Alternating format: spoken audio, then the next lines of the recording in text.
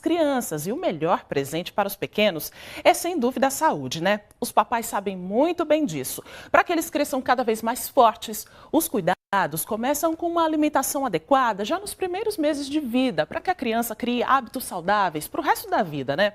Para falar sobre os cuidados, mitos e verdades da alimentação infantil, estamos recebendo aqui no estúdio a nutricionista Isabelle Santana. Oi, Isabelle, tudo bem? Obrigada por sua participação aqui ao vivo no SE1. Obrigada a você pelo convite. Isabelle, olha, hoje é dia das crianças, dá para liberar um docinho, né? Mas no dia a dia, olha, ela já fez uma cara brava, gente.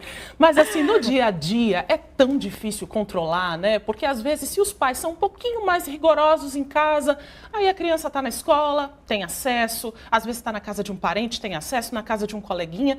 Como fazer, né, no dia a dia? Bom, primeiro, papai e mamãe, eles precisam saber que fora a questão de educar a criança para a questão dos bons costumes, os hábitos em geral, ele precisa ter a responsabilidade da educação alimentar e nutricional. Isso é responsabilidade dos pais, porque é muito comum a gente chegar em consultório e os papais querem que a Nutri faça o papel deles de fazer a introdução alimentar, de falar sobre alimentação, a alimentação saudável, mas isso é um papel dos pais, tá? E deve ser continuada na escola. Por isso, cuidado na procura da escola, a escola que fale sobre alimentação saudável, a escola que não ofereça refrigerantes, as guloseimas, que às vezes se prende tanto, se proíbe tanto em casa e quando chega na escola tem lá as guloseimas sendo vendidas. Inclusive os papais, os nossos telespectadores já estão participando aqui da nossa entrevista, já tem pergunta aqui no nosso telão. Alimentação crianças, o nosso tema, a dúvida é da Luciana Alves, daqui de Aracaju. Meu filho tem 2 anos e adora café. Li que não faz bem, é verdade? Então, café não é lá dos melhores alimentos, né? Dos melhores líquidos para estar se indicando e fazendo com que a criança consuma, tá? Uma coisa moderada. Por quê? Porque o café, ele interfere na absorção de cálcio.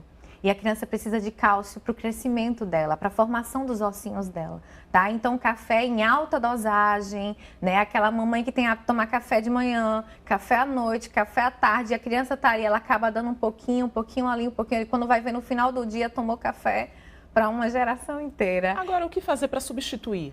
Bom, temos o suco, né?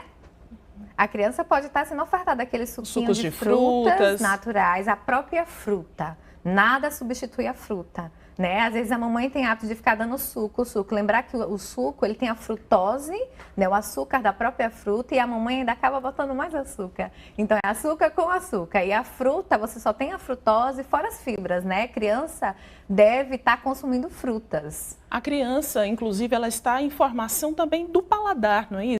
Mas às vezes faz uma cara feia, né, para frutas, para legumes, para verduras. Tem uma forma assim dos pais apresentarem, oferecerem esses alimentos de uma forma mais criativa para que eles se interessem? Então, a mamãe, ela tem que estar se informando e se formando sobre o assunto, certo? Durante a gestação, a mamãe sabe que ela deve procurar uma nutri, porque inclusive o paladar da criança começa no cordão umbilical.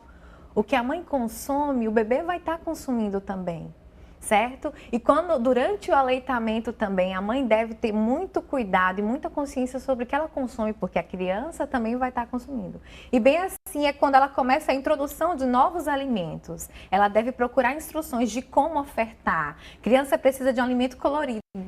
Por que a criança adora Peppa Pig? Não é por conta da porquinha em si, é por conta das cores. Criança adora cor. Bem assim é o prato tem que ser vivo em cores. E a mamãe tem que ter pelo menos a paciência, né? Às vezes a mamãe não tem tempo, a mamãe não tem paciência, e o local e a hora que a criança está se alimentando deve ser um ambiente divertido.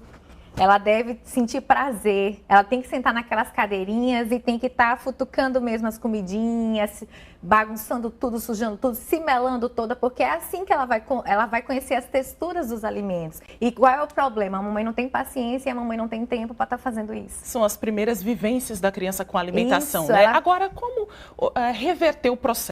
Né? A gente está falando da formação alimentar, mas quando a criança já é a melhor amiga dos biscoitos recheados, das balas, dos chicletes, e a gente quer tirar isso da criança e fazer essa reeducação alimentar, é mais difícil, mas não é impossível. Não, não é. Primeiro, criança a gente não leva para supermercado.